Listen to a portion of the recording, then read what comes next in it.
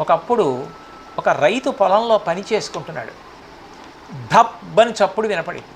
ఆ రైతు గబగబా పెద్ద నుయ్యి ఉంటే అక్కడికి వెళ్ళి చూశాడు. ఓ పిల్లవాడు అక్కడికి వచ్చి ఆడుకుంటూ ఆడుకుంటూ ఆ నూతిలో పడిపోయాడు. రక్షించండి రక్షించండి అని అరుస్తున్నాడు. ఆ పిల్లవాడిని నూతిలోంచి పైకి తీశాడు. తాగేసిన నీళ్ళన్నీ కక్కేసేటట్టుగా పొట్ట నొక్కి పిల్లవాడు నీరసపడిపోయాడు, భయపడిపోయాడని తన ఇంటికి తీసుకెళ్ళి ఆ పిల్లవాడికి ఆహారం పెట్టి పడుకోమన్నాడు.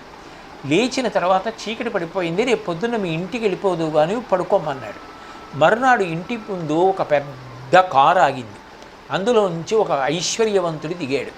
దిగి, నా కొడుకు నూతిలో పడిపోయాట, మీరు రక్షించారట, ఆ కొడుకు నా కొడుకే, నేను ఎంతో సంతోషించానని ఆ పిల్లవాడిని తీసుకొని ఒక పెద్ద పెట్టెతో ధనాన్ని ఇచ్చాడు.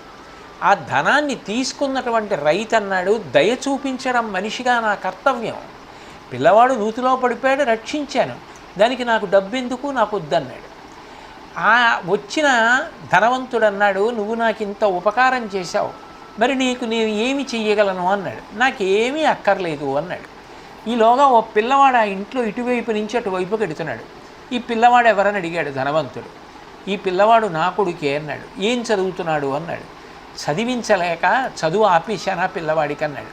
ఒక పని చెయ్యి, నువ్వు నా కొడుకుని రక్షించావు, నీ కొడుకుని నాతో పంపించు, నేను చదివిస్తానని ఆ పిల్లవాడిని తనతో తీసుకెళ్ళాడు ధనవంతుడు. తీసుకెళ్ళిన తరువాత ఆ పిల్లవాడిని బాగా చదివించాడు. ఇద్దరూ పెద్దవాళ్ళు అయ్యారు. అయిన తరువాత ఈ ధనవంతుడి కొడుకు బ్రిటిష్ ప్రధానమంత్రి అయ్యాడు. ఆయనే విన్స్టన్ చర్చిల్. ఆయనకి ఒకప్పుడు విపరీతమైనటువంటి జ్వరం వచ్చింది.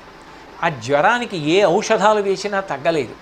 అప్పుడు ఏ రైతు పిల్లాన్ని పెంచి పెద్ద చేశాడో అతను పెద్ద శాస్త్రవేత్త, వైద్యుడు అయి పెన్సిలిన్ కనిపెట్టి ఈ విన్స్టన్ చర్చిల్కి వైద్యం చేసి తగ్గించాడు. ఆ తగ్గించిన వ్యక్తే అలెగ్జాండర్ ఫ్లెమింగ్. రైతు కొడుకు అలెగ్జాండర్ ఫ్లెమింగ్, ధనవంతుడి కొడుకు విన్స్టన్ చర్చిల్. ఒకప్పుడు రైతు చేసిన ఉపకారం రైతు కొడుకు అంత శాస్త్రవేత్త కావడానికి పనికొస్తే, ఒకప్పుడు ధనవంతుడు ఆ పిల్లవాడిని చదివించడానికి చేసిన ఉపకారం తన కొడుకు బ్రతకడానికి కారణమైంది. మనం అన్ని ప్రాణుల పట్ల దయతో ఉండాలి తప్ప హింసించే స్వభావం పెంచుకోకూడదు. మాట చేత హింసించడం, చేతల చేత హింసించడం, అవసరం ఉన్నా లేకపోయినా ప్రాణుల్ని కర్రతో కొట్టడం, రాళ్లతో కొట్టడం, ఇటువంటి పనులు చేయకూడదు.